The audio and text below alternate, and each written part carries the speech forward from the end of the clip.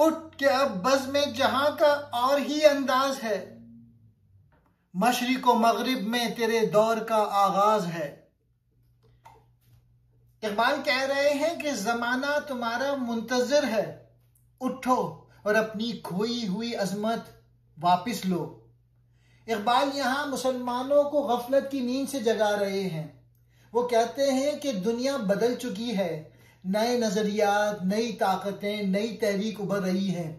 ये वक्त है कि मुसलमान अपनी खुदी पहचाने, अमल करें, इल्म हासिल करें और क़यादत का फरीज़ा संभालें।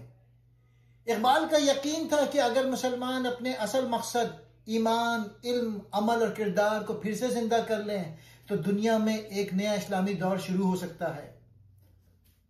उठ यानी होश कर, बेदार हो जा। बज़्म जहां मुराद दुनिया। अंदाज कहते हैं तौर तरीके। मशरिक व मगरिब पूरी दुनिया। तेरे दौर का, मजदूरों का या मुसलमानों का, इस्लाम की तरक्की के ज़माने का। आगाज कहते हैं इब्तिदा को। और ये मजदूरों के लिहाज से भी है कि ए मजदूर, इस ख्वाब गफलत से बेदार हो कि ये इस्तेहसाली निज़ाम अब ज़्यादा देर जारी नहीं रहेगा।